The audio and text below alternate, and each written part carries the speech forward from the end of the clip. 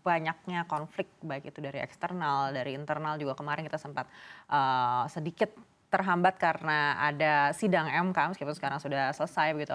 Ibu melihat seperti apa tantangan dan juga peluang dari industri perbankan di tahun ini? Memang tantangannya begini, karena ini kan nanti presiden baru Oktober ya kan.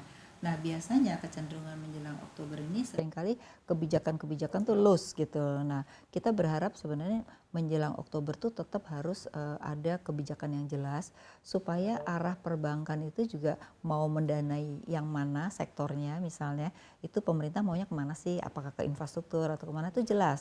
Kalau sekarang kan jadi ya udah masing-masing aja gitu. Nah itu penting sekali karena apa, banyak orang menganggap pala ini kan udah mau pergantian presiden, jadi orang tuh bekerjanya dalam policy itu agak jadi kurang concern, padahal dengan perang ini menurut kita itu perlu sekali pemerintah itu memberikan ketenangan supaya nggak panik gitu ya, orang nggak panik, orang nggak borong dolar. Ini udah bagus loh orang nggak borong dolar, biasanya kan cenderung kalau udah melemah orang borong ya. Nah menurut saya masyarakat kita tuh sudah cenderung lebih dewasa, lebih baik gitu. Cuman itu tadi arah kebijakan menuju sampai Oktober tuh harus jelas gitu. Nah yang kedua ini kan pilkada akan sekitar 250-an daerah ya. Nah sekarang di daerah pun PLT semua nih kepala daerahnya. Nah itu juga cenderung biasanya nggak berani ngambil keputusan.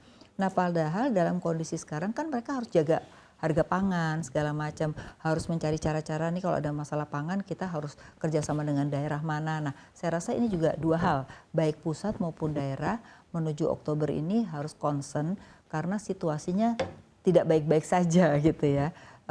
Terkait dengan nilai tukar yang mungkin nggak jangka panjang tapi mungkin bisa jadi kalau ini bisa sampai dengan Oktober seperti ini apa sih yang harus kita lakukan. Nah sekarang kan orang dalam tanda kutip masih statement masing-masing tapi tidak ada arah mau kemana gitu. Nah ini saya rasa itu sangat diperlukan. Kalau enggak sayang sekali tahun ini menjadi tahun yang sangat tidak baik-baik saja dan orang nggak bisa ngapa-ngapain karena tidak ada arah kebijakan yang jelas. Itu sih.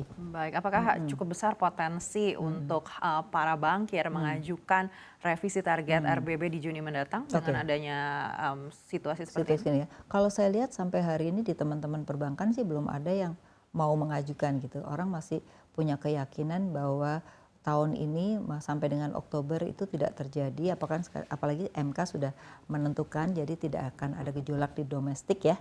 Itu menunjukkan bahwa bankir kita masih punya keyakinan apa yang menjadi target mereka itu bisa tercapai gitu. Jadi nggak ada yang menurunkan lah ibaratnya gitu. Baik, Mereka tapi masih sentimen punya dari keyakinan. eksternal sendiri seberapa besar pengaruhnya mungkin untuk bisa membuat perbankan Bang, kita ya? ini merevisi targetnya? Oke, jadi kalau kita lihat stress test yang banyak dilakukan oleh bank-bank, kalau ngobrol-ngobrol dengan bankers ya, itu sudah membuat sampai dengan 17.000 gitu ya.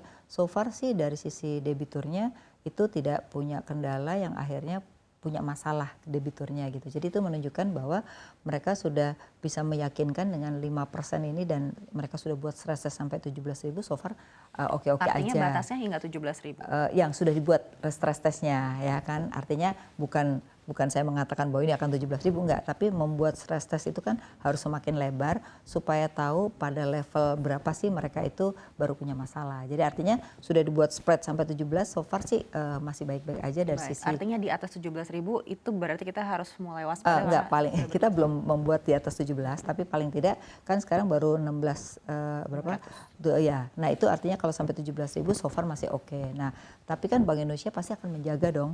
Nah menjaganya dengan berbagai cara yang dilakukan seperti sekarang, saya rasa itu nggak akan sampai sebesar itu gitu. Baik, lalu upaya apa yang mungkin paling dibutuhkan Bank Indonesia saat ini selain mempertahankan atau mungkin menurunkan atau menaikkan kebijakan suku bunganya ya. Jadi sekarang kalau saya lihat tuh kan sekarang ada satu asosiasi yang dibuat juga ya, apa sih saya lupa namanya. Nah itu adalah mengkoordinasikan di antara bank-bank yang selalu lapor kepada Bank Indonesia. Jadi Bank Indonesia itu akan tahu apabila ada orang bolong dolar dan lain-lain, itu bagus sekali. Kenapa? Karena otomatis dengan demikian orang itu cenderung tidak panik gitu, karena Bank Indonesia juga pasti akan menolong ya.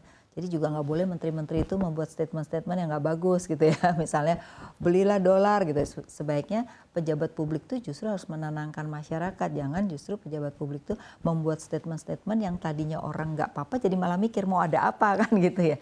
Nah ini penting banget gitu. Karena saya rasa sekarang harus ada koordinasi dalam menyampaikan kepada publik dalam kondisi yang seperti sekarang. sekarang itu penting. Kenapa? Persepsi itu bisa membahayakan karena persepsi itu bisa berpengaruh terhadap behavior orang di dalam mengambil keputusan. Itu sih. Baik, dan di POJK juga sempat tertulis terkait dengan perbankan ini harus membuat recovery Oke. plan. Ibu melihat urgensinya sebesar apa saat Oke, ini? jadi sebenarnya recovery plan itu memang harus dilakukan oleh bank gitu ya, karena setiap tahun OJK akan melihat apa sih yang akan dilakukan ketika ada situasi yang tidak dianggap tidak pasti gitu ya. Nah itu biasanya bank-bank menyampaikan, itu penting juga buat OJK untuk melihat stress test dari masing-masing bank. Tapi OJK juga biasanya juga sudah membuat stress test. Nah itu biasanya nanti dikonfirmasi daripada. Saya rasa di dalam recovery plan itu juga bank-bank sudah membuat semacam resiko-resiko apa yang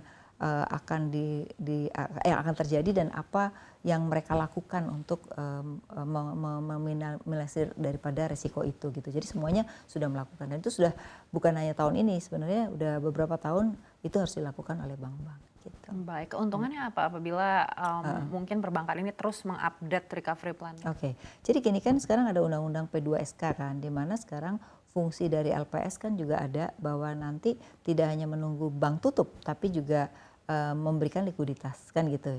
Nah jadi nanti dengan recovery plan itu kan pasti tahu mana yang bank itu punya lebih likuiditas, mana bank yang memang punya problem dengan likuiditas. Nah supaya orang nggak panik kan itu sudah harus dipertimbangkan dari awal, jangan sampai nanti begitu likuiditas itu tidak dilakukan seperti pada masa lalu itu yang terjadi apa? Karena tidak diberikan likuiditas keburu kepercayaan orang turun kan. Akhirnya yang tadinya mungkin butuh 1 triliun likuiditas akhirnya jadi 10 triliun gitu loh. Nah kan makin besar, nah itu kan bahaya sebenarnya. Jadi paling bagus kalau sudah dengan recovery plan itu kan sudah ketahuan nanti progresnya seperti apa dan di situ sudah terlihat nanti bank-bank mana yang kelebihan dan yang memang nanti perlu mendapat bantuan gitu sih. Jadi dengan undang-undang P2SK ini menurut saya sangat bagus, tinggal bagaimana nanti regulator ini mengimplementasikan PP-nya dari undang-undang P2SK ini karena ini akan sangat bagus untuk menjaga stabilitas sistem keuangan di Indonesia.